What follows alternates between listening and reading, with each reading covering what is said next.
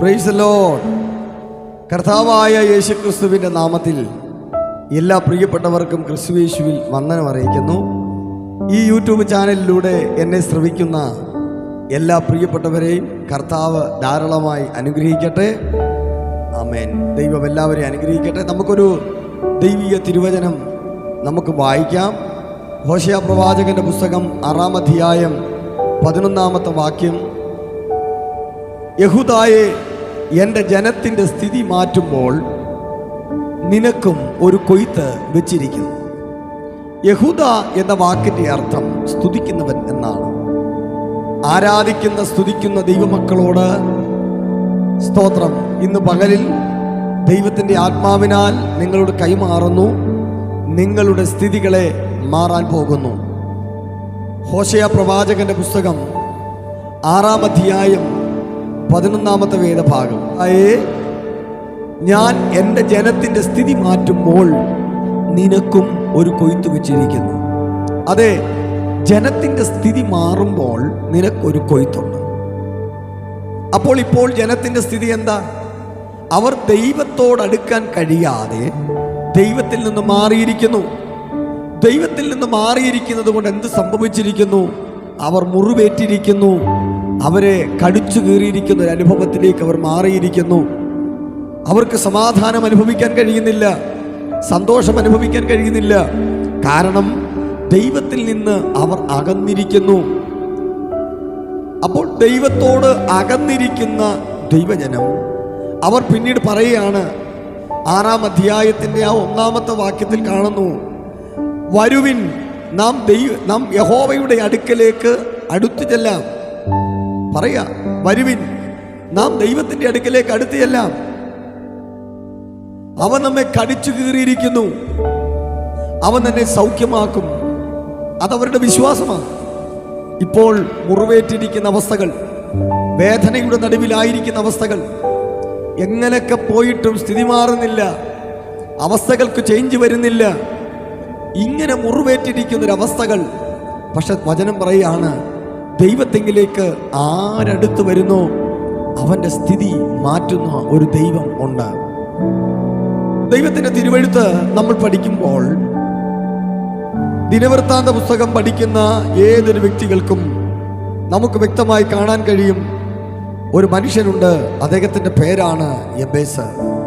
1 ദിനവൃത്താന്തം 4-ാമത്തെ അധ്യായം 9 മുതൽ പഠിക്കുമ്പോഴാണ് യബേസിനെ പറ്റി നമുക്കറിയാൻ കഴിയുന്നത്.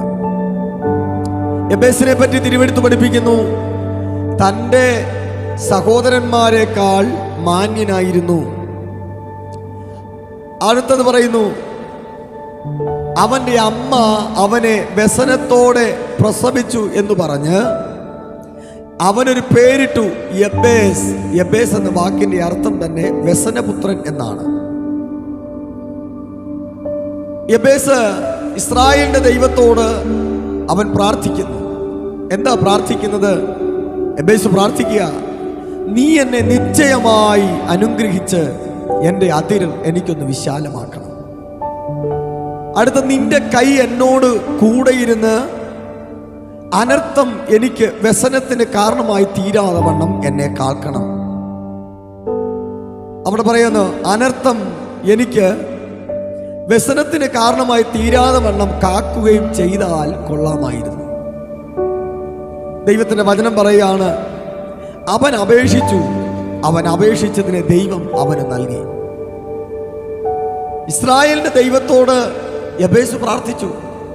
വീട്ടിൽ അമ്മ വ്യസനപുത്രൻ എന്ന് വിളിക്കുന്നു. സഹോദരന്മാരെക്കാൾ അവൻ മാന്യനായി ജീവിക്കുന്നു. സ്തോത്രം. എല്ലാവരും അവനെ ഒറ്റപ്പെടുത്തി, എല്ലാവരും അവനെ മാറ്റി നിർത്തി.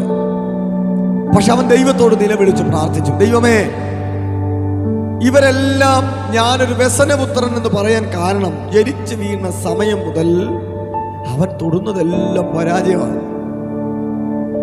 അവൻ ഏതൊക്കെ മേഖലകളെ തൊടുന്നുണ്ടോ അതെല്ലാം ഒരു പരാജയത്തിലേക്ക് പോകുന്നത് പോലെ ഒരു സാഹചര്യമാണ് മുൻപിൽ.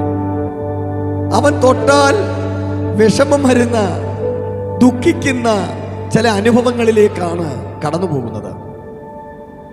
ഏതൊരു വിഷയത്തിനകത്ത് തൊട്ടാലും അത് വ്യസനത്തിന് കാരണം. ഇന്ന് പകലിൽ എന്നെ കേൾക്കുന്ന എൻ്റെ പ്രിയപ്പെട്ടവരെ, നിങ്ങൾ തൊടുന്ന സകല മേഖലകളും ഒരു പരാജയത്തിലേക്കാണോ പോകുന്നത്? വ്യസനത്തിന് കാരണമാകുന്നൊരവസ്ഥയാണോ ജീവിതത്തിലുള്ളത്? ഈ പകലിൽ ദൈവത്തിൻ്റെ ആത്മാവിനാൽ ഞാൻ കൈമാറാം. ദൈവത്തോടൊന്ന് അടുത്തു വരാൻ കഴിയുമോ? ദൈവത്തോടൊന്ന് നിലവിളിക്കാൻ കഴിയുമോ? ആ ദൈവത്തോടൊന്ന് പ്രാർത്ഥിക്കാൻ കഴിയുമോ? ദൈവത്തോട് അടുത്തു വരുവാൻ നമ്മൾ തയ്യാറായാൽ അവൻ നമ്മുടെ സ്ഥിതികളെ മാറ്റുന്ന ദൈവമാണ്. അതെ, ദൈവം നിന്റെ സ്ഥിതികൾക്ക് മാറ്റം വരുത്തും. ഇന്ന് നിങ്ങൾ വ്യസനത്തിന്റെ അനുഭവത്തിലൂടെയാകാം കടന്നു പോകുന്നത്. അനർത്ഥങ്ങൾ പലതും കേൾക്കുന്നുണ്ടാകാം. പലവിധമായ ആപത്തുകളിലൂടെ സഞ്ചരിക്കുന്നവർ നിങ്ങൾ എൻ്റെ മുമ്പിൽ കേൾക്കുന്നുണ്ടാകാം.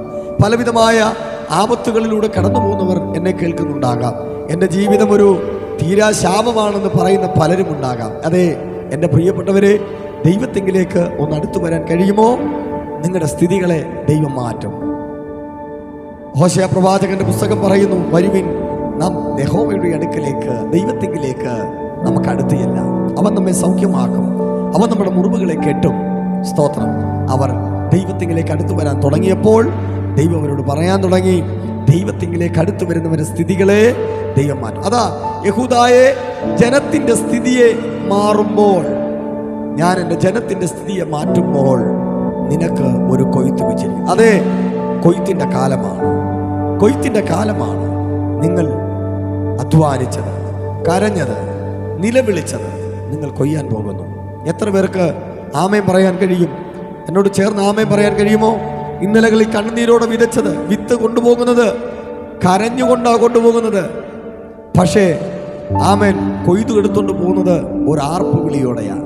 അതെ, ഇന്നലകളിൽ കണ്ണുനീരൊഴുക്കിയത്, ഇന്നലകളിൽ നിലവിളിച്ചത്, ഇന്നലകളിൽ കണ്ണുനീരോടെ പ്രാർത്ഥിച്ചു വിതച്ചത് പലതും നിങ്ങൾ കൊയ്യാൻ പോവുകയാണ്. നിനക്കൊരു കൊയ്ത്ത് വെച്ചിട്ടുണ്ട്. നിന്റെ സ്ഥിതി മാറും, നിന്റെ ഭവനത്തിന്റെ സ്ഥിതി മാറും, നിന്റെ കുടുംബത്തിന്റെ സ്ഥിതി മാറും. നിങ്ങളുടെ തലമുറകൾക്ക് വേണ്ടി ദൈവം ഇറങ്ങി പ്രവർത്തിക്കും. ഇന്ന് പകലിൽ വിശ്വസിക്കാൻ തയ്യാറാകുക. നിന്റെ കുടുംബത്തിന്റെ സ്ഥിതികളെ മാറ്റുമ്പോൾ നിനക്കും ഒരു കൊയ്ത്ത് വെച്ചിട്ടുണ്ട്. അതെ, വചനം പറയുന്നു, യഹൂദായേ, നീ ഭാരപ്പെടണ്ട, പേടിക്കണ്ട, ധൈര്യത്തോടെ നിൽക്ക. ഈ ജനത്തിന്റെ സ്ഥിതിയെ ഞാൻ മാറ്റുമ്പോൾ ആ കൂട്ടത്തിൽ നിനക്കൊരു കൊയ്ത്തുണ്ട്. സ്തോത്രം. എന്നും കാലാപറക്കി പോകുന്നതായ വീണ് വീണ് വീണ് കിടക്കുന്നത് പറക്കുന്ന ഒരു രൂത്തിനെ നമുക്ക് ബൈബിളിൽ പഠിപ്പിക്കുന്നു. അവൾ ദൈവത്തിൽ ആശ്രയിച്ചിറങ്ങി പുറപ്പെട്ടു വന്നതുകൊണ്ട്, സ്തോത്രം, അവൾക്കുള്ളത് വലിച്ചിട്ട് കൊടുക്കാൻ ബോബസ് പറഞ്ഞു. അതുകൊണ്ട് എൻ്റെ പ്രിയപ്പെട്ടവരെ, നല്ലവനായ ബോബസ് കർത്താവ് നിനക്ക് വേണ്ടി ചിലത് കരുതിയിട്ടുണ്ട്, നിന്റെ കുടുംബത്തിന് വേണ്ടി കരുതിയിട്ടുണ്ട്, നിന്റെ കുഞ്ഞുങ്ങൾക്ക് വേണ്ടി കരുതിയിട്ടുണ്ട്. ഭാരപ്പെടരുത്. ദൈവം പ്രവർത്തിക്കാൻ സർവശക്തൻ. പരിശുദ്ധ പിതാവേ, ജനത്തിൻ്റെ സ്ഥിതി മാറട്ടെ, കുടുംബങ്ങളുടെ സ്ഥിതികൾ മാറട്ടെ.